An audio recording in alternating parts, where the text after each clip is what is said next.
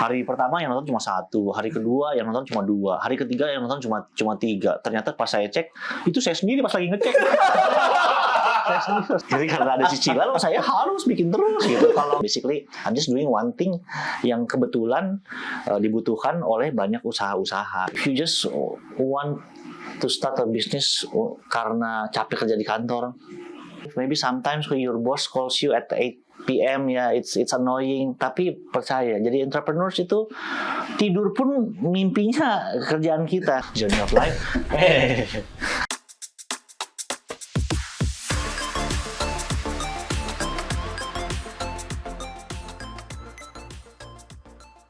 Halo teman SML, balik lagi di SML Talk. Kali ini tamunya spesial banget. Salah satu orang yang mungkin bisa dibilang pionir kali ya.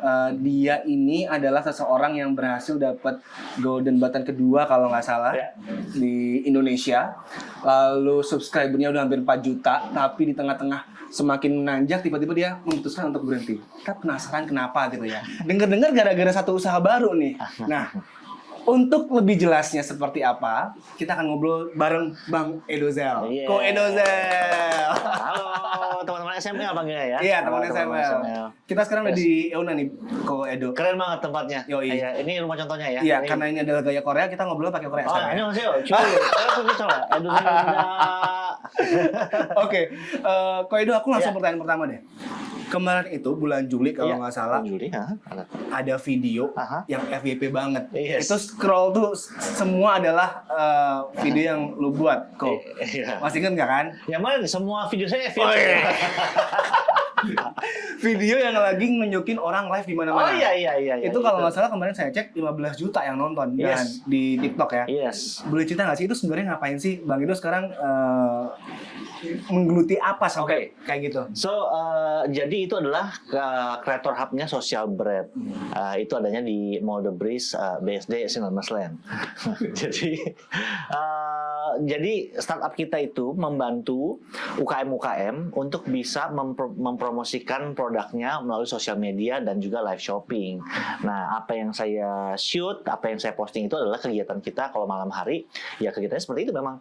Datang aja malam-malam jam 7.30 ya itu yang akan teman-teman lihat semuanya UKM-UKM lagi jualan produknya melalui streamer-streamersnya Social Bread gitu. Ada backstory nggak sih, kenapa UMKM yang dipilih? Maksudnya kan dari sekian banyak jenis usaha gitu kan. Kenapa sih? Padahal kan kalau ngeliat UMKM kayaknya marginnya dikit deh. mungkin nih ya. Betul. Nah, kenapa kok yang dipilih sama Ko Edo itu lebih ke UMKM justru? Aduh, jadi ceritanya dulu tuh aku tuh sebenarnya corporate digital agency. Kita yang pegang GoFood Partner, Pertamina, Jasa Marga, Auto 2000, BPK Penabur, dari sosial media sampai websitenya itu kita all in one digital solution lah. Nah, tapi 2020 kan COVID, kemudian semua toko offline disuruh tutup. Nah, teman-teman gereja saya kebanyakan mereka punya apakah dia restoran atau toko baju dan lain-lain. Mereka datang ke saya untuk dibantu supaya bisa jualan online, supaya bisa di-manage sosial medianya. Tapi saat itu memang mereka nggak punya uang gitu, nggak bisa afford digital agency karena digital agency kan mahal. Oh iya dong pasti. Karena digital agency kan harus gaji videographer, fotografer, editor, scriptwriter, yang modelnya depan kamera lagi, belum yang admin yang bikin konsep dan lain-lain. Jadi digital agency udah pasti mahal ya, proper digital agency pasti mahal. Nah, tapi teman-temanku ini butuh bantuan banget. Akhirnya aku pikir gimana caranya supaya mereka bisa dikelola sosial media dengan baik, tapi dengan harga yang affordable. Akhirnya saya bangunlah Social Bread untuk mengkoneksikan mereka. Jadi small businesses nggak perlu bayar satu tim digital agency, tapi cuma perlu bayar satu content creators. Nah, content creatorsnya ini akan mengelola akun sosial medianya small businesses. Jadi mereka cuma perlu bayar satu orang instead of bayar satu tim melalui platform kita yaitu Social Bread. Terus kok sejauh ini gimana nih perkembangannya, sambutan dari UMKM sendiri dan juga perkembangannya Social Bread? Yes, puji Tuhan kita selama 3 tahun Social Bread bootstrapping kita sudah EBITDA positif. Kemudian juga teman-teman UKM juga senang banget dengan kehadirannya Social Bread karena mereka bisa mengelola sosial media dan live shoppingnya secara affordable sesuai dengan kantong dan budget mereka.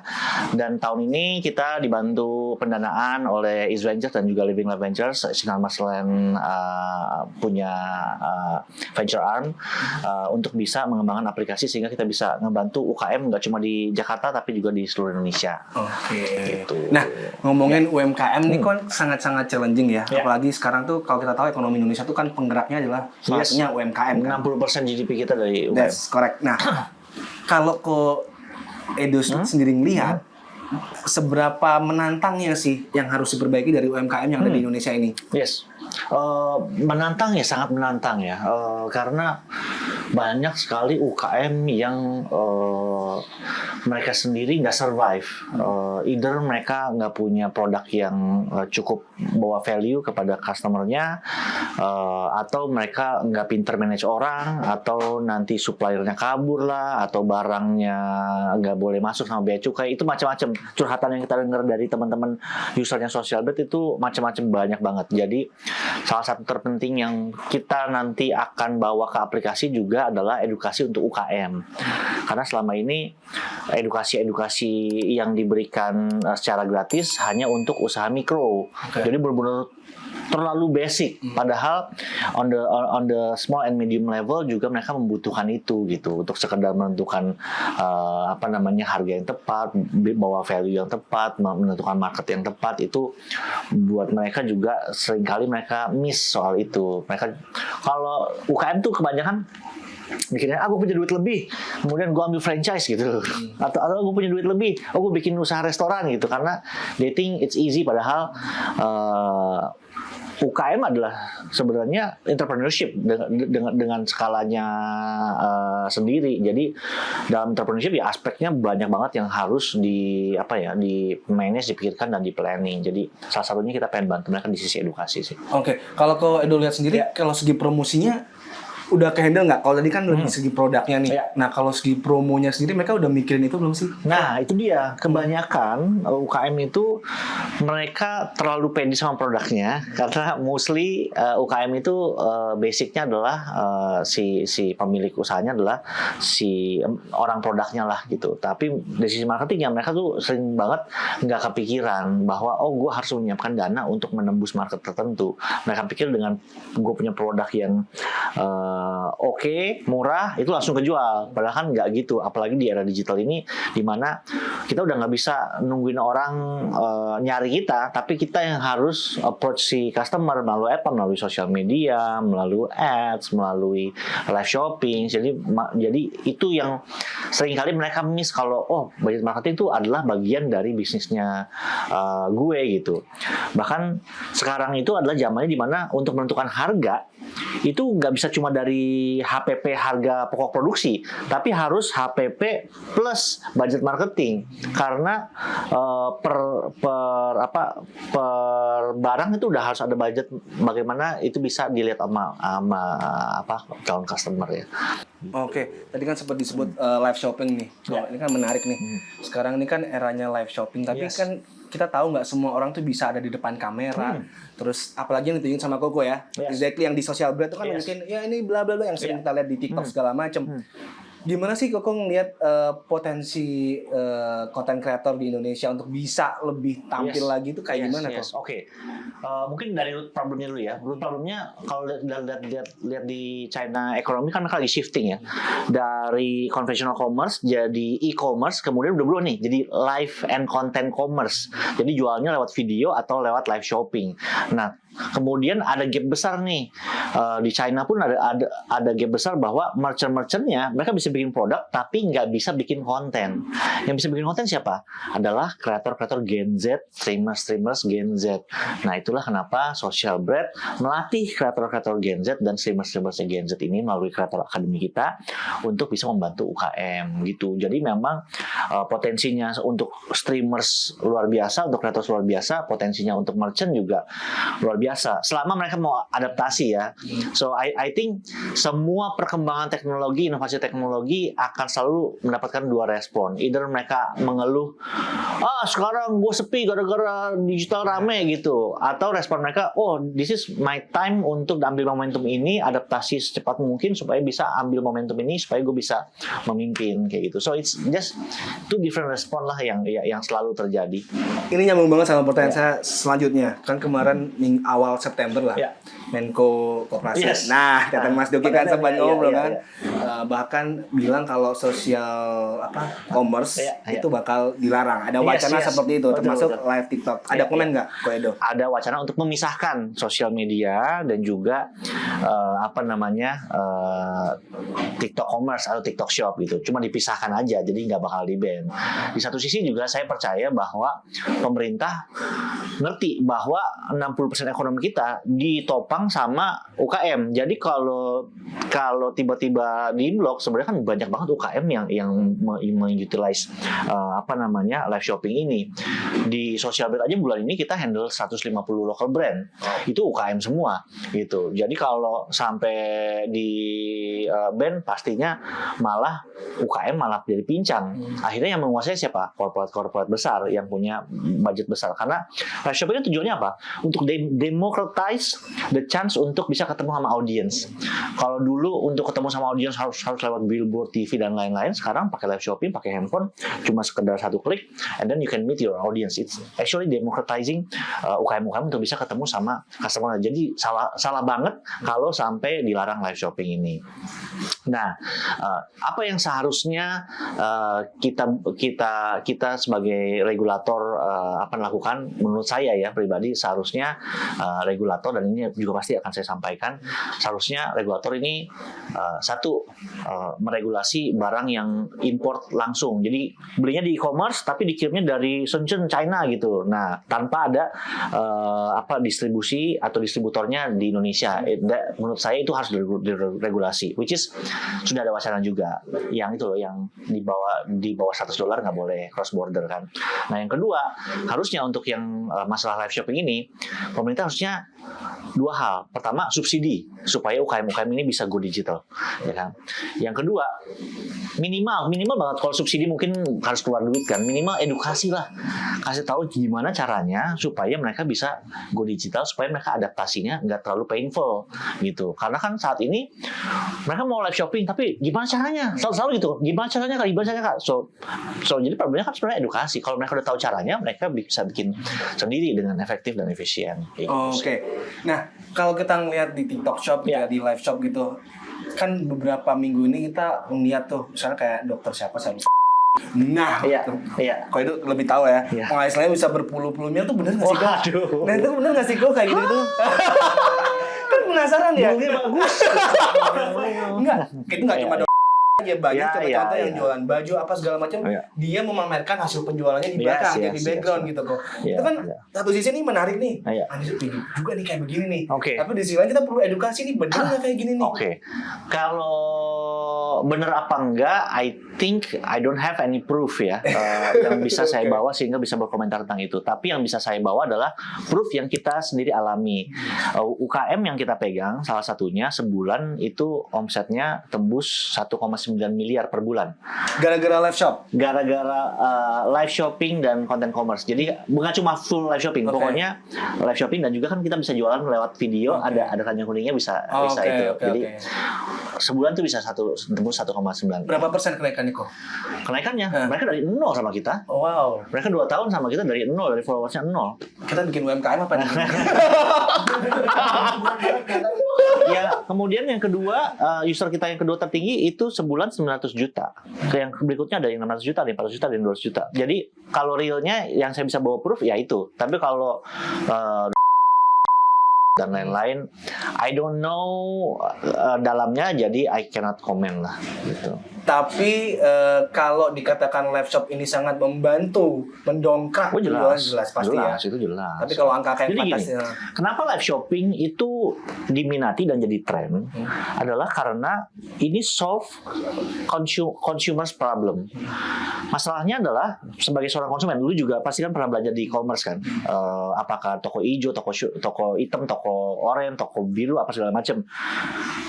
Ada satu pain yang susah banget di solve, yaitu adalah pada saat kita lihat fotonya ya kan di katalog dia, pas dikirim barangnya beda, nggak sesuai dengan di foto ya kan. Nah, live shopping itu men-solve pain ini sehingga kita bisa lihat kan, oh barangnya benar-benar dipegang loh gitu. Kelihatan Iya, ya, kelihatan. langsung. Nih, bentuknya seperti ini ya kan, besarnya seperti ini. Sering banget kita lihat, wih, kayaknya barangnya sebesar ini, tapi begitu datang, kok kecil banget ini mah buat kucing kali kayak gitu kan. Iya nggak? Ya. Jadi kalau sellernya memegang produknya, kemudian mempraktekkan, kemudian juga bisa tanya langsung, ini jadi solving the problem yang dihadapi oleh konsumen sih. Makanya live shopping begitu trending sekarang ini. Sebenarnya dari sisi pelanggannya, bukan dari sisi si sellersnya. Nyambung sama yang tadi kok kan, jadi inget nih hari ini aja di beberapa pemberitaan kita ngeliat tuh foto-foto penjual Tanah Abang. Iya. Itu Yes. tolong tutup TikTok, Iya, tolong bla bla bla. Iya. Itu kan jadi kayak viral banget nih kok. Yes. Any comment? Please come to us. Kenapa Social Blade ada? Kita pengen bantu UKM ini dan pedagang-pedagang Tanah Abang banyak yang udah pakai Social Blade kok. Tahu nggak berapa harganya kita? Kita 7,5 juta sebulan, 30 kali live shopping. Sewanya di Tanah Abang kurang lebih malah lebih mahal sewa di Tanah Abang. Justru mereka pada lari ke kita. Nah, jadi it's basically it's option untuk business owner. You want to complain or you want to adapt. Dan kita murah banget karena basically UKM ini nggak bayar agency, mereka cuma bayar streamersnya doang. Pakai kita sebagai social media kita cuma ambil platform via aja, cuma connect kita, istilahnya kita calok lah, cuma mempertemukan mereka. Habis untuk mereka bertemu, yaudah silakan bertransaksi. That's the reason why social bet exists, untuk bantu UKM. Malah kalau boleh jujur lihat keuangannya kita tuh masih subsidi banget. Kita aja masih minus. Kita nggak ngambil untung. Kita tuh masih minus. Kita tuh subsidi, kita bantuin UKM. Okay. Yeah, that's the reason why social bet exists, untuk help small businesses. Okay. So tinggal pilihannya mereka mau ngantri. Sekarang ini memang ngantri sih di social media. Tapi ya it's an option untuk adapt or you want to complain. Cara gabungnya gimana sih kok? Gampang banget. Tinggal ke Instagram kita social.bread and then bisa meeting untuk dijelaskan, untuk dibantu. Atau kalau mau transaksi langsung bisa langsung ke websitenya kita socialbread.id. Mudah-mudahan bulan depan sudah bisa ada aplikasinya sehingga teman-teman bisa jauh lebih gampang lagi. Oke. Gitu. Nah, ngomongin social blade nih, dengar-dengar juga gara-gara social blade, apakah benar gara-gara social blade Ko Edo meninggalkan dunia per-YouTubean nih? Yes. Kenapa? Maksudnya kan banyak orang yang bilang sayang banget gitu kan udah ngebangun channel. Gue masih inget banget tuh dulu ngeliat Jackass. Happy Holiday Indonesia. Iya. Ini kalau kita puter nih, tunjukin nanti ya di Sudah tidak Instagram ada. ya. Sudah di blok masyarakat. Masih ada kok. Tapi di upload orang. Iya, ada orang. Iya. Itu kenapa sampai memutuskan oke, gue berhenti nih YouTube? I think social bread is not an easy startup ya. It's a new world untuk saya nyemplung di dunia tech startup. Jadi I need to focus nomor satu, dan UKM balik lagi is a huge challenge. Tapi kita selama 3 tahun kita selalu iterate gimana caranya supaya bisa bantu mereka. Jadi if I have to do, kalau saya ada di dua kaki, I think it's gonna be hard untuk social bread, untuk YouTubeku juga sih. Ada rasa nyesel nggak sih kok? Maksudnya sayang gitu nggak sih, kayak anak gitu kan dilahirin? Oh iya. Gede gitu kan? Iya, pasti ada rasa itu sih, pasti ada. Cuma memang it's time for me untuk memberikan apa yang saya punya ke generasi selanjutnya lah. Makanya kita ada Creator Academy kan. Kita justru pengen mengedukasi, melahirkan edozel baru, kreator digital baru dengan value dan juga keahlian dan skill yang sama seperti apa yang kita sudah bangun di YouTube channel. Oke. Gitu. Kita sekarang pindah nih ngomongin tentang konten kreator. Ya, Kita flashback deh. oke. 2009. Waduh, 2009. dasar kau kayak ngeracun. 2009 Kita ya, jujur. Iya, Itu iya. bener nggak ke Edo ngupload video pertama 2009 pas jaga warnet? Iya betul. Tapi kayaknya bukan 2009 Berapa? sebenarnya. 2000, aduh lupa lagi.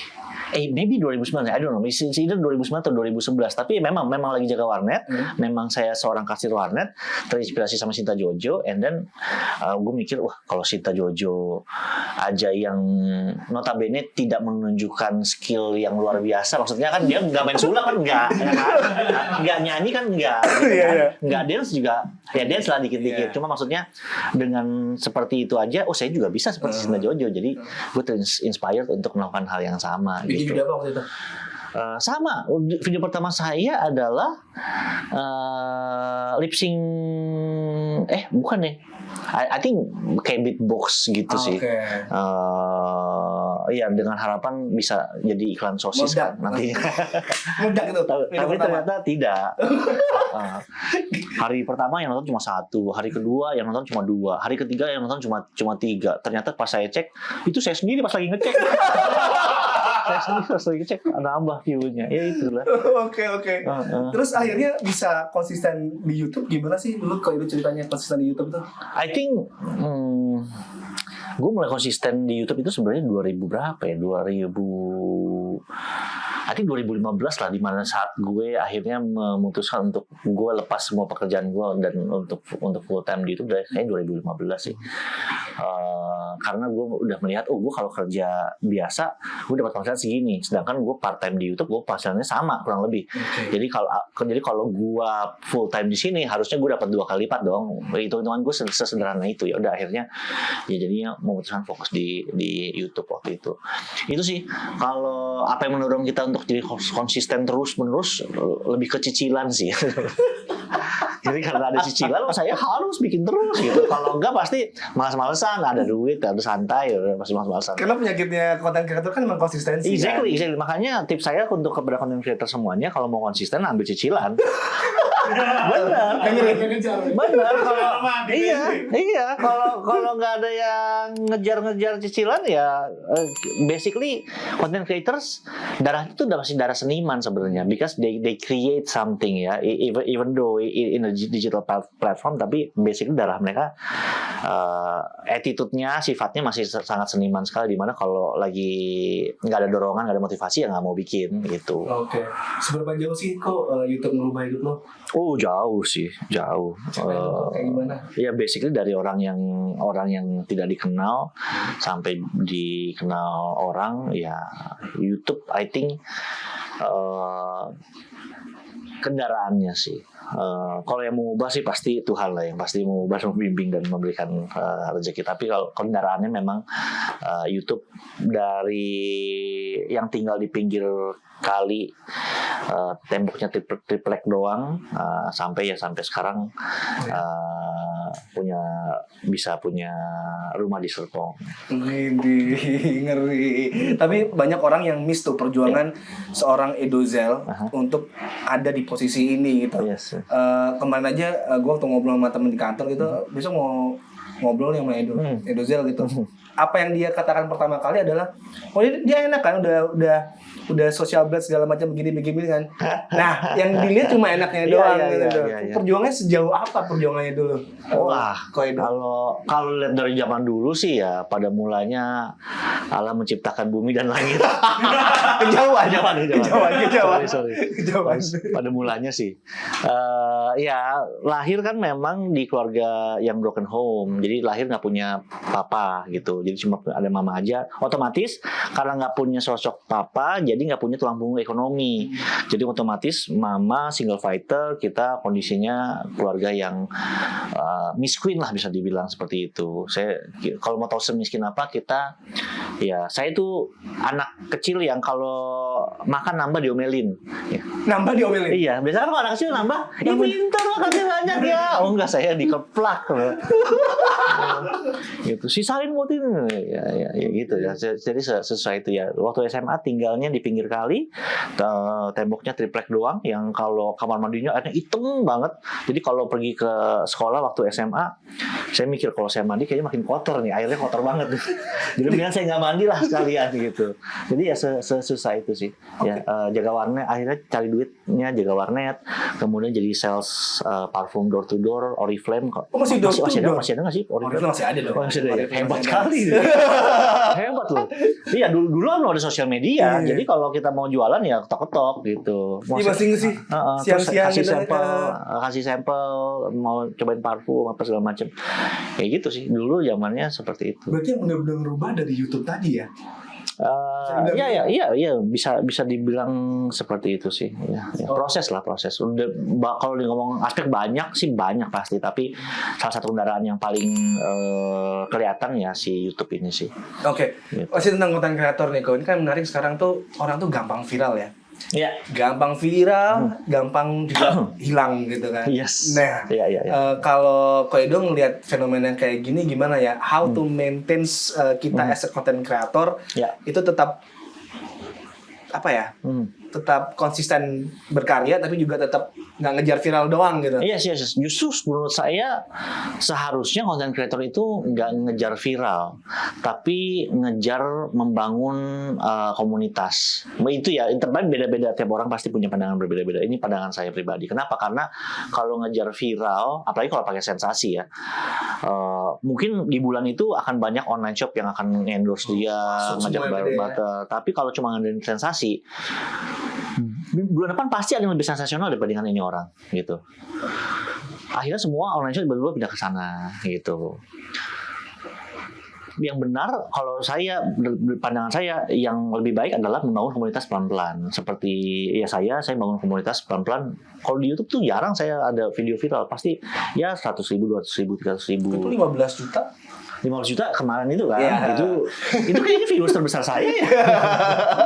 Sepanjang ini ya, kalau kita membangun pelan-pelan ya, dan membangun citra dan image yang positif juga di masyarakat, yang datang bukan online shop kepada kita untuk endorse, tapi brand-brand besar yang percaya sama kita. Contohnya kita tuh sama jadi brand ambassador digitalnya Samsung itu 4 tahun.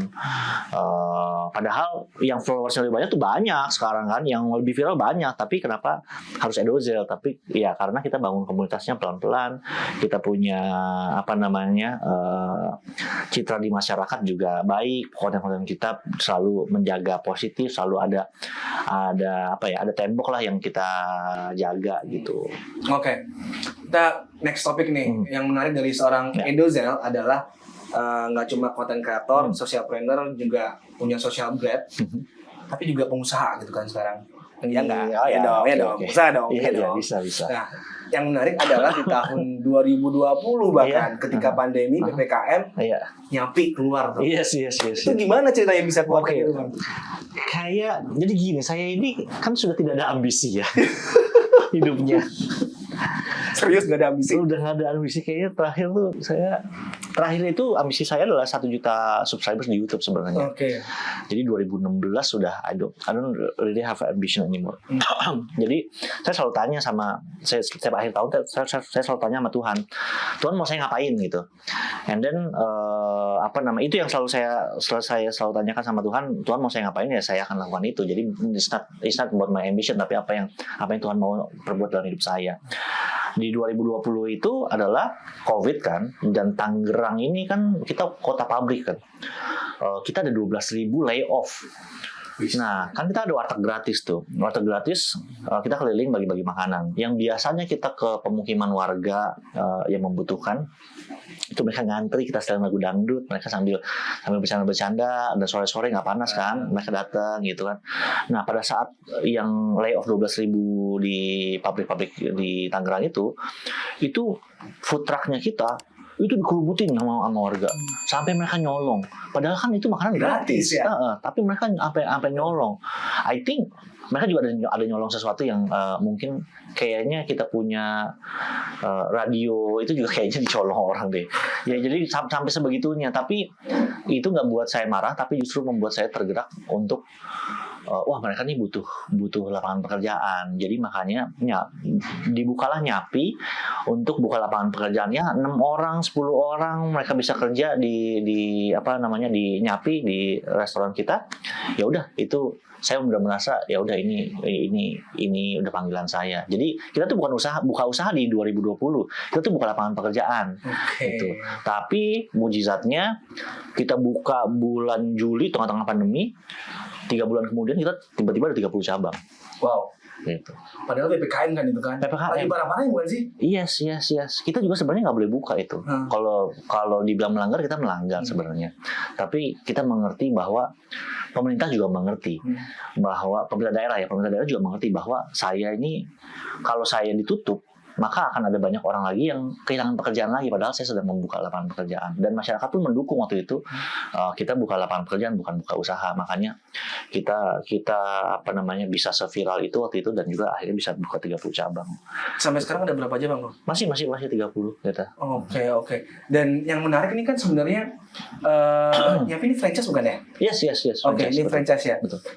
Gimana sih Koedo ngatur bisnis gitu ya dalam artian kan ini ada social brand, ada Nyapi, belum yang lain-lain yang belum nggak kesebut ya. Yes. Nah, kalau tadi bilang nggak ada ambisi, kok nanti jadi kayak banyak gitu. Jadi, iya. So basically ya kalau sebenarnya kan kekuatan saya cuma satu, yaitu adalah Tuhan kasih saya di sosial media. Jadi di Nyapi pun saya kan nggak sendirian, saya berpartner sama Hendy Sutiono yang punya beberapa Enterprise ya, dia kan punya banyak franchise tuh, Kebab Turki, Ngikan, Menanti, banyak lah pokoknya. Raja franchise ya, dia literally raja franchise Indonesia. Sama ada satu lagi Mas Yasil juga yang punya resepnya si sapi. So basically kekuatan saya sama, yaitu tetap di digital marketing. Jadi tugas saya di Nyapi pun sebenarnya digital marketing. Tugas saya di sosial media, di social media juga digital marketing. So I'm just using what I have gitu. Jadi saya pekerjaan saya sama-sama aja. Semua bisnis yang kita bangun, kita ada startup juga, e-sport academy, itu sekolah e-sport pertama terbuka di Indonesia. Itu juga saya bantunya di digital marketingnya. Jadi so basically I'm just doing one thing yang kebetulan dibutuhkan oleh banyak usaha-usaha gitu. Yang makanya yang tadinya digital marketingnya hanya untuk usaha-usaha saya, sekarang saya open untuk semua UKM pakai skillnya saya ini untuk membangun bisnisnya masing-masing. Oke. Dari seluruh perjalanan hidup yang sudah Koedo ceritakan tadi ya, jatuh bangun dan lain sebagainya, prinsip hidup apa sih yang lo pegang sampai hari ini kok dan itu mengubah hidup lo? I think it's about purpose ya. Tujuan kita untuk bangun bisnis itu apa sih gitu. Karena saya udah pernah bangun bisnis cuma buat dapat penghasilan tambahan gitu atau untuk uang gitu. Failed miserably. 3 bulan kita rugi 200 juta kali ya. Dulu aku sempat bikin usaha salatan gitu lah. Iya. Kemudian I believe ya itu. Kalau Tuhan kasih kita purpose, ya itu yang kita jalanin. Meskipun rugi pun, kalau purpose-nya benar, kita percaya bahwa Tuhan pasti kasih kita jalan untuk bisa terus jalanin usaha ini. Contohnya ya, warteg gratis. Warteg gratis kita ada di 4 kota sekarang. Nggak make sense idenya kita mau bikin warteg tapi gratis, itu aja udah nggak make sense gitu kan. Rugi ya? Bisnis pasti rugi gitu, itu aja udah nggak make sense. Saya waktu itu pernah berdoa sama Tuhan, saya bilang, Tuhan ini duit saya udah segini di tabungan nih, kalau saya jalanin warteg gratis ini 3 bulan tutup nih, habis nih duit saya nih, itu kan. Yakin nih mau dijalanin, nanti kalau saya jalanin nanti yang ada orang pikir wah ini YouTubers cuma gimmick doang nih kan, bikin warteg gratis cuma 3 bulan doang buat naikin viewers doang. Tapi ya selama purpose-nya benar, sampai sekarang kita udah berjalan berapa tahun ya deh? 4 tahun kita warteg gratis di 4 kota gitu. Jadi ya sehebat itu purpose, bahkan bisnis yang pasti rugi pun sampai sekarang masih jalan dan nggak stop.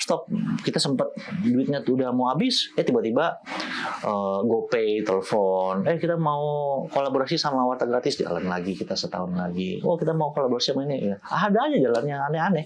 Kalau diceritain mah banyak banget ya hidup saya, mostly bantuan Tuhan gitu. Terakhir, ada nggak tips untuk kawan-kawan teman-teman SML di luar sana yang mungkin ingin improve dirinya di luar kantor misalnya, punya usaha atau entrepreneurship gitu, ada saran nggak kok? I think balik ke yang tadi saya katakan sih, if you want to start a business, you have to know purpose-nya itu apa. Ya. Kalau if you just want to start a business karena capek kerja di kantor, percayalah lebih capek jadi entrepreneur. Kerja di kantor tuh maybe 10 to 5, maybe sometimes when your boss calls you at 8 PM ya, it's annoying, tapi percaya jadi entrepreneurs itu tidur pun mimpinya kerjaan kita karena bebannya itu constantly terus-terusan gitu, karena kita mikirin 100 karyawan kita, 500 karyawan kita, jadi we have to selalu cari cara gimana caranya supaya ini bisa jalan terus, bisa menghidupi banyak orang. Jadi ya you have to find your purpose lah. Kalau you mau jadi kaya, lu lihat deh itu CMO-nya MNC emang nggak kaya kerja pun bisa kaya. Maksudnya if you want to be rich itu kerja pun bisa kaya gitu. If you want to kalau mau lepas dari rutinitas, percayalah bisnis pun rutinitas isinya. Enggak. Jadi you have to find the right purpose, the bigger purpose, than just to escape of annoying things yang you want to escape, atau you want bigger things yang you cannot achieve right now. You have to find the right purpose yang memang Tuhan taruh. Oh, gue memang ada kerinduan di sini sih. So find your purpose in business lah. Oke. Tapi ini gue jadi penasaran sih. Dulu sempet katanya agnostik beneran. Iya. Itu gimana bisa menemukan Tuhan akhirnya? Ini jadi pertanyaannya agak kemana-mana nih ya. Ini di podcast religinya. Karena tadi itu kan mungkin setelahnya ada beda lah. Yang ini religi. Iya. Karena kan purpose jalan Tuhan dan sebagainya kan. Cuma pernah baca di saya agnostik banget karena lahir nggak ada bokap, nyokap selalu sibuk kerja, jadi gue nggak pernah diajarin agama sama keluarga gitu. So basically itu sih. Jadi ya tipikal anak broken home, dari lahir sampai I think umur berapa ya saya lupa juga. Sampai 2012 itu saya agnostik ya. Itu. Ya. Lalu bisa menemukan itu karena ya 2012 banyak masalah lah gitu. Gagal merit, kemudian juga karir juga berantakan, kemudian juga ekonomi juga segala macam lah berantakan. Di satu titik sampai mau bunuh diri. Disitulah baru akhirnya ketemu Tuhan gitu. Dan itu merubah segalanya. Yes. Dari situlah sebenarnya kalau mau ditanya secara real yang benar-benar merubah saya sebenarnya bukan YouTube, tapi sebenarnya pertobatan itu yang mengubah pemikiran saya, mindset yang tadinya oke, gue kerjain ini tapi gue dapat apa gitu, sampai akhirnya berubah jadi mindsetnya to give ya. Gue ngerjain ini gue bisa kasih apa gitu, and then ternyata dengan mindset gue bisa kasih apa dibandingkan daripada gue dapat apa, itu give us more value dan karena cara pandang kita berbeda, orang memandang kita juga berbeda. Kalau lu selalu datang ke orang untuk Pak beli ini dong gitu, pasti lama-lama orang akan lihat tiap kali gue ketemu dia mau sesuatu dari gue, pasti ada maunya nih mau hubungin gue. Jadinya secara alam bawah sadar orang akan melihat lu tuh kayak aduh males banget ketemu dia. Beda kalau lu ketemu orang, apa yang bisa gue bantu? Gue bisa ini, lu mau nggak gitu? Udah nggak usah bayar dulu, udah santai aja. Yang penting lu dapat manfaatnya dulu. It's different. Orang akan cari lu gitu, dan semua opportunity yang ada, lu akan diutamakan untuk dapat duluan. And it happens to me. CTO-nya Tokopedia yang datang ke saya, dia yang message duluan ke LinkedIn, di LinkedIn-nya saya untuk apa? Untuk bantu social bread gitu, untuk untuk kasih untuk jadi angel investornya kita, itu nobody can get that. Kalau gue yang datang ke CTO-nya Tokopedia, saya mau dong diinvest, pasti no. Tapi kalau karena gue mindsetnya I want to give something, I want to give the value untuk UKM, untuk banyak orang, ya ternyata opportunitiesnya jadi orang datang ke kita untuk kasih gitu. Journey of life. Wow, luar biasa. Ini SML Talk yang luar biasa, warna-warni ya. Ngomongin dari startup, ngomongin bisnis, sampai ngomongin ketuhanan gitu ya. Ini. Thank you Ko Idozel, teman-teman SML Talk. Nantikan perbincangan yang lain dengan tamu-tamu yang lebih istimewa lagi hanya di SML Talk. Bye.